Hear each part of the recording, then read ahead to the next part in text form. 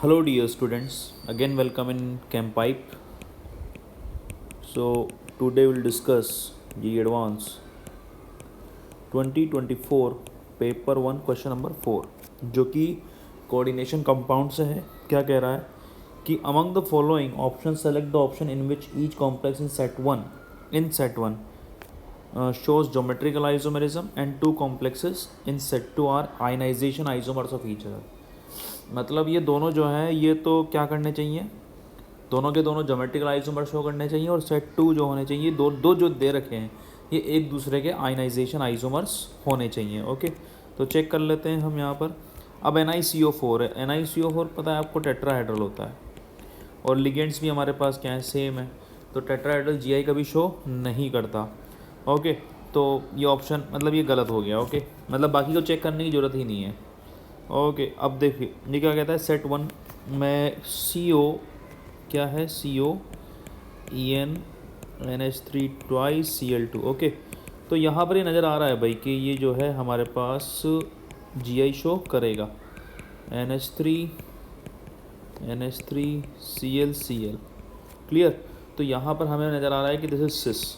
अब देखिए ये ना हमारे पास ट्रांस भी हो सकता है कुछ इस तरीके से। ये देखिए ये यहाँ पर ये ट्रांस हो गया तो ये GI शो कर रहा है। अब एक बार ये वाला चेक कर लेते हैं, सेट 2। अब सेट 2 में ये जो है ना ये कोऑर्डिनेशन आइसोमेरिज्म शो हो रहा है भाई, कोऑर्डिनेशन स्फेयर ही चेंज हो रहे हैं तो इसको बोलते हैं कोऑर्डिनेशन आइसोमेरिज्म। तो ये ऑप्शन भी गलत हो गया। अब हम ऑप्शन C में सेट 1 की बात करते हैं।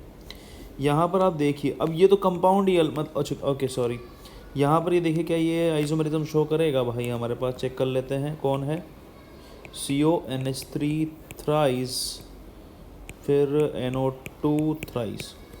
ओके, तो ये क्या हो जाएगा हमारे पास NH3 NH3 NO2 and NO2। तो इसको बोल दिया हमने फेशियल आइसोमर। क्या बोल दिया इसको, फेशियल आइसोमर। ओके, ऑल सिस पोजीशंस। फिर हमारे पास आ रहा है इसकी ट्रांस, ये मेरिडोनियल भी दिखाता है भाई कुछ इस तरीके से।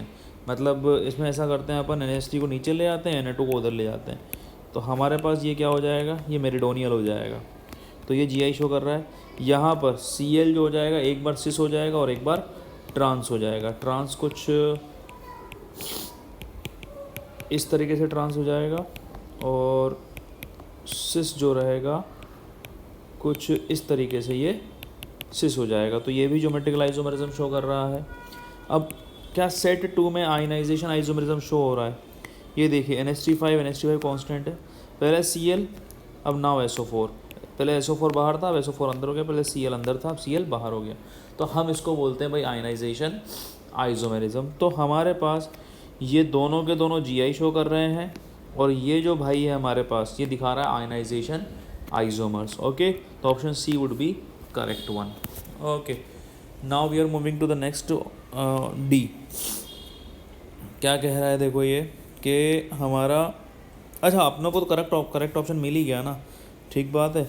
अब ये तो कंपाउंड ही अलग है। मतलब देखो ये NH3 तो ये मतलब कुछ भी शो नहीं करेगा, कम से कम NH3 होना चाहिए था। क्लियर और नॉट, तो ज्योमेट्रिकल आइसोमेरिज्म शो नहीं करेगा।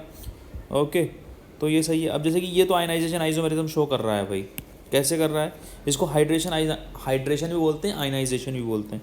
कि पहले यहाँ पर 3 Cl मिल रहे थे, अब कितने मिलेंगे, 2 मिलेंगे। ओके, तो सेट 2 के अनुसार तो ये चीज़ सही है, लेकिन सेट 1 के अनुसार ये चीज़ सही नहीं है। वो जो पहला वाला रहेगा वो ज्योमेट्रिकल आइसोमेरिज्म शो नहीं करेगा। Okay, so this is wrong, so option C would be correct answer for this question. Okay, so this was the complete solution, hope you like it, and if you do then please subscribe the channel, keep watching ChemPipe. Thank you.